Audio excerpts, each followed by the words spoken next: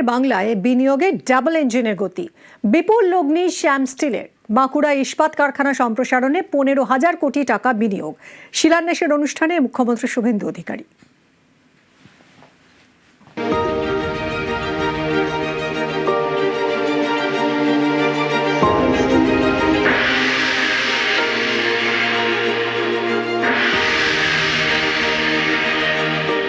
যে 2 বছর আপনাদের প্ল্যান্টের কাজ চলবে, পরিকাঠামো থেকে, জল থেকে, সস্তায় বিদ্যুৎ থেকে যা যা করতে পারি সব আপনাদেরকে আমরা দেব।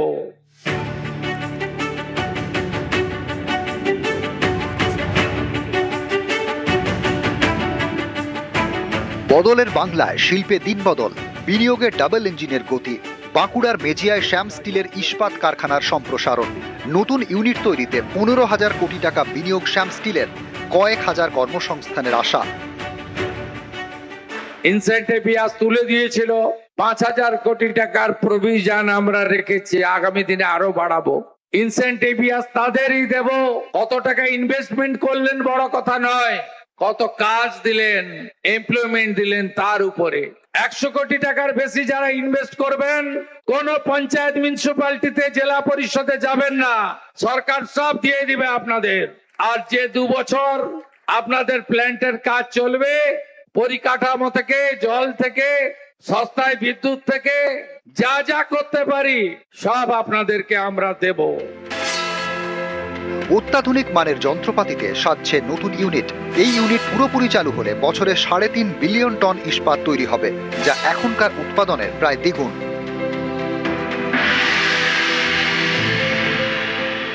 এই গভর্নমেন্ট আসবার পরে, ভাজপা গভর্নমেন্ট আসবার আগে আমরা ভেবেছিলেন কি আমরা বাঙ্গাল থেকে পালিয়ে যাব, সোজা খুব ক্লিয়ারলি বলছি। এই জন্য আমরা উড়িষ্যাতে এমওইউ করেছি, মহারাষ্ট্রে করেছি, বিহারে করছিলাম। কিন্তু আমাদের এখানে ভাজপা আসবার পরে দে আর সো পজিটিভ অ্যাটিটিউড, আমরা এখানে ইনভেস্টমেন্টটা বাড়াচ্ছি। 15,000 কোটি টাকা তো আমরা করবোই, আর যদি টাইম পালে, যদি আমাদের কিছু ল্যান্ড ব্যাংক কিছু আর পেয়ে গেলে আমরা এখানে ইনভেস্টমেন্ট আর বাড়িয়ে যাব। কারণ বেঙ্গল ইজ দ্য আমাদের মাতৃভূমি আছে, আমরা এখানে জন্ম নিয়েছি, আর 72 বছর থেকে আমাদের এখানে ইন্ডাস্ট্রি আছে। তো we prefer, first preference is our West Bengal. এবারে যদি এই সরকারটা না আসতো, এরা সব উড়িষ্যা চলে যাবে ঠিক করেছিল। সিন্ডিকেট রাজ, তোলাবাজি, রাস্তায় গাড়ি নিয়ে বেরোলে হাত পাততো, গুন্ডা ট্যাক্স, কি অবস্থা করে রেখেছিলেন আপনারা। সরকার আসার জন্য বাংলা বাঙালি বেঁচে গেছে, আর ইনারাও ফিরে আসতে শুরু করেছেন। আমি স্বাগত জানাবো পশ্চিমবঙ্গ সরকারের পক্ষ থেকে। প্রথমে আমি আমাদের এই রাজ্যের গৌরবের শ্যাম স্টিল এই প্ল্যান্টের যারা বিশ্বকর্মা আছেন, শ্রমিক থেকে, আনস্কিল্ড থেকে শুরু করে ইঞ্জিনিয়ার, তাদের প্রথমে আমি স্যালুট করব, কারণ আপনারাই আসল। इन्होंने अपनी जान को खतरे में लेकर काम कर रहा है, रोटी रोजी के लिए, फिनेंशियली बैकअप देने के लिए। ये लोग के लिए भी आप लोग को सोचना चाहिए।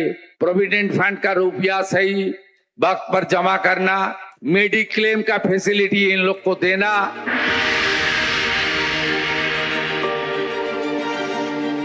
অনেকেই বলছেন শ্যাম স্টিলের 15,000 কোটির বিনিয়োগ ভবিষ্যতের স্বপ্ন দেখাচ্ছে, কারণ ইস্পাত যে কোনো ভারী শিল্পের ভিত্তি।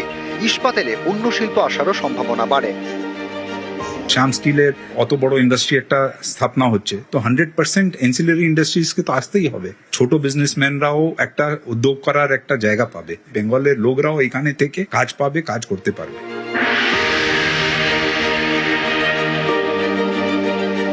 ভিত্তিপ্রস্তর স্থাপনে মুখ্যমন্ত্রী শুভেন্দু অধিকারীর মুখে ভবিষ্যতের বার্তা। लाख कोटी का इन्वेस्टमेंट पहले हम लोग किया 600 करोड़, आज बड़ा इन्वेस्टमेंट है 15,000 crore. Day after tomorrow honourable cooperation and home minister respected Amit Shah ji will come in Calcutta. उन्होंने वर्चुअली इनोग्रेट करेगा हावड़ा का धूलागढ़ में अमूल का प्लांट 700 करोड़। मैं अगस्त का 15 तारीख का बाद फिर आ रहा हूं दुर्गापुर में। 4,000 करोड़ का एक इन्वेस्टमेंट मेरा हम लोग का रेडी है, उनका पास लैंड भी है। मेरा साथ बड़ा बड़ा ग्रुप का मीटिंग शुरू हो गया और भी बाकी है, ज्यादा दिन नहीं हुआ। दादन पात्रोबाड़ में वहाँ सीपोर्ट हो रहा है। अदानी ग्रुप न्यू टाउन में 2000 बेड का एक इंटरनेशनल स्टैंडर्ड का हॉस्पिटल बनाने जा रहा है। फ्लिपकार्ट ने बड़ा कार्यक्रम कर रहा है, बड़ा इन्वेस्टमेंट कर रहा है। दुर्गा पूजा का पहले होरिन घाटा में उनका एक बड़ा इन्वेस्टमेंट प्लान का इनॉग्रेशन भी हो जाएगा। এক কথায় আমরা খুবই আশাবাদী। এবারে নতুন যা পলিসি এবং যে ধরনের ভিশন আমাদের সিএম এর রয়েছে, চিফ মিনিস্টার, নতুন চিফ মিনিস্টার শুভেন্দু অধিকারী বাবু, পশ্চিমবঙ্গের সব থেকে সুবিধা হচ্ছে যে আমাদের এখানে skilled man power, educated man power, আমাদের এখানে সব রকম এলিমেন্টই আছে। নাও এটাকে আমরা কি করে সদ্ব্যবহার করে সবাই মিলে পশ্চিমবঙ্গের মধ্যে শিল্প নিয়ে আসতে পারি, সেই প্রচেষ্টা করলে নিশ্চয়ই ফল হবে। পশ্চিমবঙ্গ সরকার শিল্পপতি বিনিয়োগকারীদের পাশে রয়েছে, তারা সহযোগিতা করবে এ রাজ্যে শিল্পের উন্মুক্ত পরিবেশ, শিল্পের যথাযথ মাটি তৈরিতে এবং বেকারত্ব ঘোচানোর কাজে তারা অগ্রগণ্য ভূমিকা নেবে, এমনটাই আশ্বাস দেন মুখ্যমন্ত্রী শুভেন্দু অধিকারী। পাশাপাশি আগামী দিনে এ রাজ্যে শিল্প বান্ধব পরিবেশ তৈরি এবং জমি নীতির ক্ষেত্রেও রাজ্য সরকার একাধিক পদক্ষেপ গ্রহণ করবে, এমনটাই মন্তব্য করেন তিনি। ক্যামেরা দীপঙ্করের সঙ্গে সুস্মিতা, নিউজ 18 বাংলা, বাঁকুড়া। শিল্পে গুন্ডামিতে জিরো টলারেন্স, বাঁকুড়ায় শ্যাম স্টিলের ইস্পাত কারখানার সম্প্রসারণের মঞ্চে বুঝিয়ে দিলেন মুখ্যমন্ত্রী শুভেন্দু অধিকারী। প্রাক্তন মুখ্যমন্ত্রীকে বলবো, আপনি একবার এসে দেখে যাবেন, আমাকে জানাবেন, আমি সরকারের হেলিকপ্টারটা দিয়ে দেবো।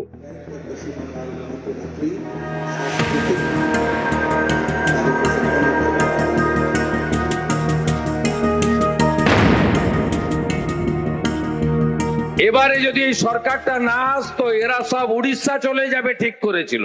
সিন্ডিকেট রাজ, তোলাবাজি, রাস্তায় গাড়ি নিয়ে বেরোলে হাত পাততো। আইন শৃঙ্খলাকে ঠিক করতে হবে।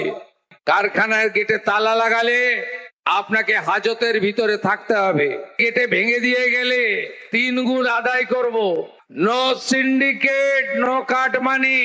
জানতে পারলেই ব্লো দেম আপ, ভেঙে গুড়িয়ে দেবো।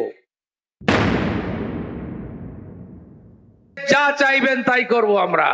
34 বছরের লেফটের আমলে জোর করে গুলি চালিয়ে জমি নিয়েছেন, জোর করে। 15 বছর টিএমসি ইনভেস্টরদের বলেছে তুমি গিয়ে জমি কেন, আর বিজেপি আমি জমি কিনে আপনাকে দিচ্ছি। জোর করে অধিগ্রহণ নয়, ইনভেস্টরকে দরজা দেখিয়ে দেব না যে চলে যাও, সরকারের তো দায়িত্ব আছে। পালাবদলের পর বাংলা এখন ডাবল ইঞ্জিন সরকার। নতুন সরকারের লক্ষ্য বাংলায় শিল্পবন্ধু পরিবেশ তৈরি করা, বিনিয়োগকারীদের মনে ভরসা তৈরি করা।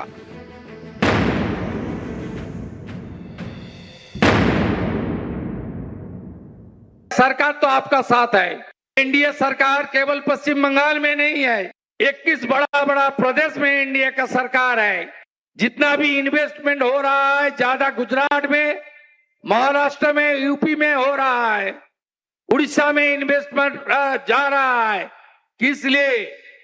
वह मोदी जी का जादू चल रहा है, डबल इंजन का जादू चल रहा है।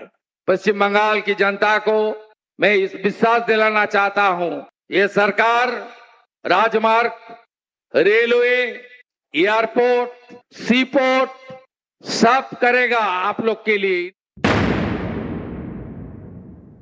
এই গরিব মানুষ এখানে কাজ একবারেই নাই, এটা দারুণ উপকার হবে। কেমন আগে যে তৃণমূলের আমলে কাটমানি দিয়ে হয়েছে, এখন মনে হচ্ছে কাজ হবে। সরকারকে মানে অসংখ্য ধন্যবাদ। কয়েক হাজার লোক করে খাচ্ছে, গরিব মানুষ।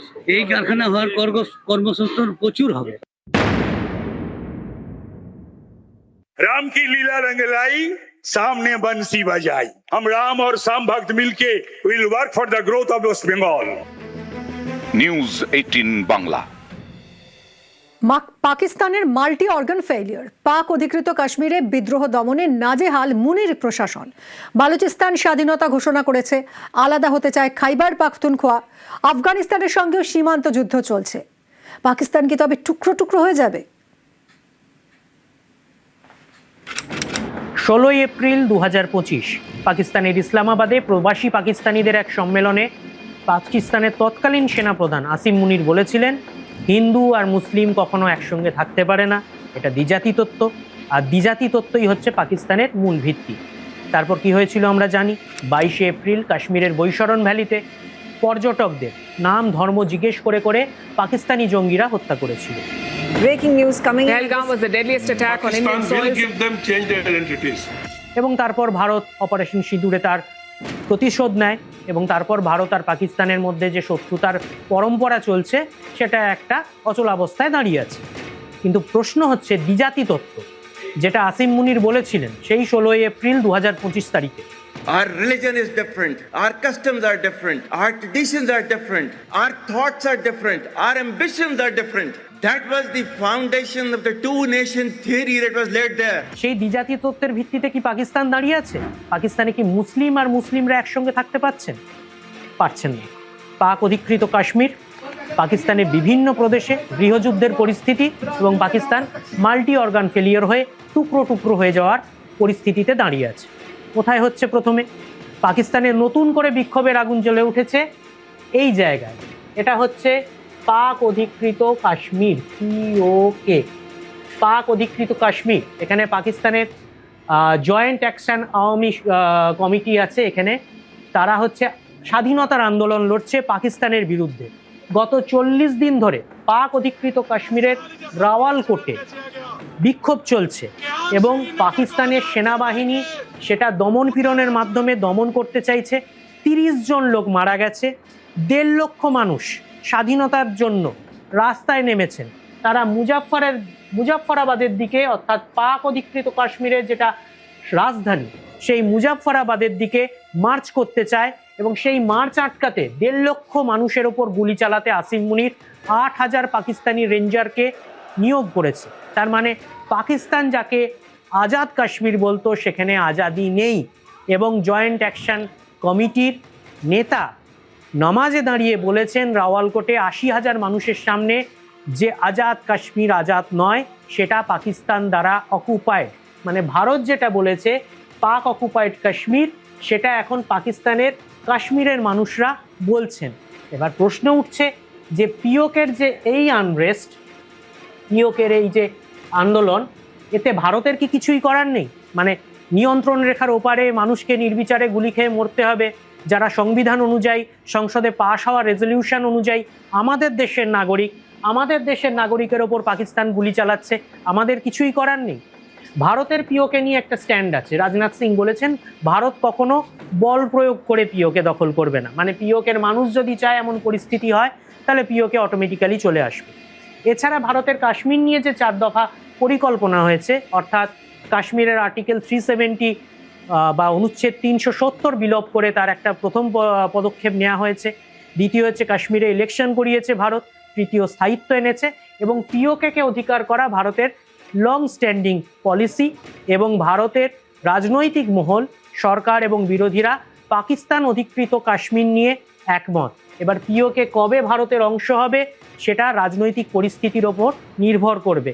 কিন্তু এই মুহূর্তে যদি পাকিস্তান অধিকৃত কাশ্মীরে গণভোট হয় যে তারা কোন দিকে থাকতে চায়, 1.5 লক্ষ মানুষের রাস্তায় উপস্থিতি এবং গুলি খেয়ে মরা প্রমাণ করে দিচ্ছে যে পাকিস্তান অধিকৃত কাশ্মীর, যাকে পাকিস্তান আজাদ কাশ্মীর বলে প্রচার করে, সেই পাকিস্তান অধিকৃত কাশ্মীর পাকিস্তানের সঙ্গে কোনো সংস্রব রাখতে চায় না। তারা মূল কাশ্মীরের সঙ্গে, ভারতের সঙ্গে মিলে যেতে চায়। আরেকটা জায়গা আছে পাকিস্তানের, এটা পাকিস্তানেরই ল্যান্ড, এটা হচ্ছে বালুচিস্তান। এখানে BLA, বালুচিস্তান লিবারেশন আর্মি লড়াই করছে স্বাধীনতার জন্য। এই BLA-র ইতিহাসটা বলতে হবে। বালুচিস্তান হচ্ছে ট্রাইবাল প্রদেশ ছিল। বালুচিস্তানে 100টা আদিবাসী সম্প্রদায় আছে। এই এই ভূভাগটা হচ্ছে পাকিস্তানের সবচেয়ে বেশি বড় ভূভাগ পাকিস্তানের মানচিত্রে, কিন্তু অল্প সংখ্যক মানুষ বাস করেন। 100টা আদিবাসী সম্প্রদায় এই বালুচিস্তানকে কভার করে। এবার বালুচিস্তান যেমন পাকিস্তানে আছে, আফগানিস্তানের কান্দাহার সহ 3টে প্রদেশ বৃহত্তর বালুচিস্তানের অংশ এবং ইরানের সিস্তান বালুচিস্তানও বালুচিস্তানের অংশ। মানে পাকিস্তানের বালুচিস্তান নয়, বালুচিস্তান বালুচ প্রজাতির জাতি, যারা নিজেদের হিংলাজ মাতার সন্তান বলে প্রচার করে, তারাও মুসলিম। তারা 3টে দেশ জুড়ে আছেন। মানে বালুচিস্তানের আসল আয়তন হচ্ছে এই রকম। তার মধ্যে এই অংশটা দেশভাগের পর ব্রিটিশ যে মানচিত্র করে দিয়েছিল তাতে পাকিস্তানে পড়ে যায়, তারা সেটা মানতে রাজি নয়। অপারেশন সিঁদুরের সময় বালুচরা নিজেদের স্বাধীনতা ঘোষণা করে দিয়েছিল। তারা বলে দিয়েছিল তারা ভারতের সঙ্গে কূটনৈতিক সম্পর্ক স্থাপনে আগ্রহী, কিন্তু পাকিস্তানের সঙ্গে তারা থাকতে চায় না। বালুচিস্তানে এখন পাকিস্তানের কোনো রকম আইনের শাসন চলে না। বলা হয় সন্ধে নিবলে, সন্ধ্যের সূর্য ডোবার পর পাকিস্তানের পুলিশের কোনো অস্তিত্ব বালুচিস্তানে থাকে না, এবং পাকিস্তানের সেনাবাহিনী বালুচিস্তানকে লড়াই করে একটা ফ্রন্টে যেভাবে যুদ্ধ করে শত্রু দেশের বালুচদের ওপর, যাদের হাতে 303 ছাড়া কোনো রাইফেল নেই, আধুনিক রাইফেল নেই, তাদের ওপর অটোমেটিক মেশিন গান দিয়ে গুলি চালিয়ে রক্ষা করার চেষ্টা করে। কিন্তু গেরিলা যুদ্ধে পাকিস্তানের সেনাবাহিনীর একদম নাকে দম করে রেখেছেন বালুচ লিবারেশন আর্মির যোদ্ধারা। এবং পাকিস্তানের সেনাবাহিনীর এখন যা পরিস্থিতি, পাকিস্তানের সেনাবাহিনীর তরুণ কোনো অফিসার বালুচিস্তানে পোস্টিং নিতে চান না। পাকিস্তানের তৃতীয় ফ্রন্টে যেটা যুদ্ধ হচ্ছে, এই বালুচরাও জাতিগতভাবে মুসলিম, এবার পাকিস্তানের তৃতীয় ফ্রন্টে যেটা যুদ্ধ হচ্ছে সেটা হচ্ছে খাইবার পাখতুনখোয়া। খাইবার পাখতুনখোয়া কোথায়? এই যে পাঞ্জাব প্রদেশ, এর উপরে এই অংশটা, আফগানিস্তান ঘেঁষা অংশটা, এটা হচ্ছে খাইবার পাখতুনখোয়া, মানে গিলগিট বালুচিস্তানের কাছাকাছি। এই খাইবার পাখতুনখোয়া হচ্ছে পাশতুন উপজাতিদের বাস, মানে আফগানিস্তানে যে পাশতুনরা আছে সেই পাশতুন উপজাতির বাস। তারাও নিজেদেরকে বলে যে এই যে ডুরান লাইন, এটাই ব্রিটিশরা এই ডুরান লাইন দিয়ে বা আফগানিস্তানের সঙ্গে ভারতকে ভাগ করেছিল, এবং পরে ডুরান লাইনের এই ভারত পাকিস্তান ভাগের পর এই অংশটা পাকিস্তানের অংশ চলে যায়। এই ডুরান লাইনকে তারা মানে না, খাইবার পাখতুনখোয়াকে তারা আফগানিস্তানের অংশ হিসেবে বা পাশতুন জাতির পাশতুনিস্তান বলে মনে করে। এবার এই কেপি বা এই খাইবার পাখতুনখোয়ায় কারা যুদ্ধ করছে, এটা জঙ্গি গোষ্ঠী বলা হয়, তালিবানের একটা অংশ, তেহরিকে তালিবান পাকিস্তান। এরা পাকিস্তানের সঙ্গে যুদ্ধ করছে খাইবার পাখতুনখোয়ায়, এবং খাইবার পাখতুনখোয়ায় পাকিস্তানের নিয়ন্ত্রণ কার্যত নেই বললেই চলে। এবার খাইবার পাখতুনখোয়ায় জঙ্গি গোষ্ঠীদের দমন করতে পাকিস্তান কি করেছে? পাকিস্তান তেহরিকে তালিবান পাকিস্তান জঙ্গিদের খোঁজে এই সীমান্ত পেরিয়ে, যেভাবে ভারত অপারেশন সিঁদুরের সময় পাকিস্তানের সীমান্ত পেরিয়ে পাকিস্তানের ভেতরে গিয়ে পাকিস্তানের জঙ্গি গোষ্ঠী ধ্বংস করেছিল, তেমনি পাকিস্তানের সেনাবাহিনী, পাকিস্তানের বিমান বাহিনী সীমান্ত পেরিয়ে গিয়ে আফগানিস্তান মধ্যে টিটিপি ক্যাম্পগুলো, তেহরিকে তালিবান পাকিস্তানের ক্যাম্পগুলো ধ্বংস করে। এবং ক্যাম্প ধ্বংস করার মাধ্যমে, ক্যাম্প ধ্বংস করার নামে তারা অ্যাকচুয়ালি সিভিলিয়ান এলাকায় মাদ্রাসা এবং অন্যান্য ধর্মস্থানে বোমা ফেলে, এবং সেগুলোও মুসলিম ধর্মস্থান, সেগুলোও ইসলামিক ধর্মস্থান। যে দ্বিজাতি তত্ত্ব আসিম মুনির বলেছিলেন, সেই দ্বিজাতি তত্ত্ব তার নিজের সেনাবাহিনীর পদক্ষেপেই বারবার ধাক্কা খাচ্ছে। তিনি আফগানিস্তানে সিভিলিয়ান ক্যাম্পে ধ্বংস করেন, সিভিলিয়ান ক্যাম্পগুলো ধ্বংস করেন, ধর্মস্থানে বোমা ফেলেন, কাবুলের বিভিন্ন সরকারি অফিসে বোমা ফেলেন, এবং তার ফলে তার রিটালিয়েশনে আফগানিস্তানের তালিবান শাসনের সঙ্গে পাকিস্তানের এখন একটা সীমান্ত যুদ্ধ চলছে। তার মানে যে আফগানিস্তানে তালিবান স্থাপনে পাকিস্তানের সেনাবাহিনী দুবার গুরুত্বপূর্ণ ভূমিকা নিয়েছে, দ্বিতীয়বার পাঞ্জশিরকে আফগানিস্তান তালিবানের হাতে কার্যত উপহার তুলে দিয়েছিল পাকিস্তানের সেনাবাহিনী, ইসলামিক আমির শাহী আফগানিস্তানের, সেই আফগানিস্তানের সঙ্গে পাকিস্তানের এখন যুদ্ধ চলছে। চতুর্থ হচ্ছে সিন্ধ, পাকিস্তানের এই প্রদেশটা যেটা আমাদের রাজস্থান আর গুজরাটের পশ্চিম দিকে অবস্থিত, সেটা হচ্ছে সিন্ধ প্রদেশ, যেটা আমাদের ইতিহাসে এবং ভূগোলে সিন্ধু প্রদেশ বলে পরিচিত, মানে পাঞ্জাবের উপরে, পাঞ্জাবের ঠিক নিচে। এই সিন্ধেও কিন্তু সিন্ধুস্তানের মুভমেন্ট চলছে, মুহাজিরদের মুভমেন্ট চলছে। সিন্ধ প্রদেশের বাসিন্দারাও কিন্তু পাকিস্তানের সঙ্গে থাকতে চান না, তারা স্বাধীনতা চান। ঘটনাচক্রে সিন্ধ প্রদেশ মানে করাচি যার মূল শহর, সেই সিন্ধ প্রদেশও মুসলিম অধ্যুষিত। তার মানে আসিম মুনির যে দ্বিজাতি তত্ত্ব বলেছিলেন, যা পাকিস্তানের বালুচিস্তানে, পাক অধিকৃত কাশ্মীরে, খাইবার পাখতুনখোয়ায় এবং সিন্ধ প্রদেশে, পাকিস্তান অধিকৃত কাশ্মীর সহ পাকিস্তানের 3 প্রদেশে বারবার ধাক্কা খাচ্ছে। এবং পাকিস্তানের প্রতিবেশী দেশ, যা ঘোষিত মুসলিম রাষ্ট্র, যা ইসলামিক তরতারিকাতে চলে, সেই আফগানিস্তানের সঙ্গে পাকিস্তানের যুদ্ধ হচ্ছে। পাকিস্তান, তালিবান দ্বিতীয়বার আফগানিস্তানের কুর্সিতে বসার পর ভেবেছিল তালিবান আর পাকিস্তান মিলে ভারতকে বিপাকে ফেলবে এই কাশ্মীরে, কিন্তু ঘটনাচক্রে দেখা যাচ্ছে তালিবান আর পাকিস্তানের মধ্যে যুদ্ধ হচ্ছে, এবং ভারতের সঙ্গে তালিবানের কোনো সংগ্রাম হয়নি, কোনো সংঘাত হয়নি। তার মানে পাকিস্তানের এই বালুচিস্তান, আফগানিস্তান এবং পাক অধিকৃত কাশ্মীর, যেখানে মুসলিমদের বাস, তারা ভারতের প্রতি কোনো বিদ্বেষ পোষণ করছেন না, কিন্তু পাকিস্তানের সঙ্গে যা ঘোষিত একটি মুসলিম রাষ্ট্র এবং দ্বিজাতি তত্ত্বের ওপর ভিত্তিতে তৈরি রাষ্ট্র, তার সঙ্গে তাদের ঝগড়া চলছে। তার মানে আসিম মুনিরের দ্বিজাতি তত্ত্ব এখানে বারবার ধাক্কা খাচ্ছে।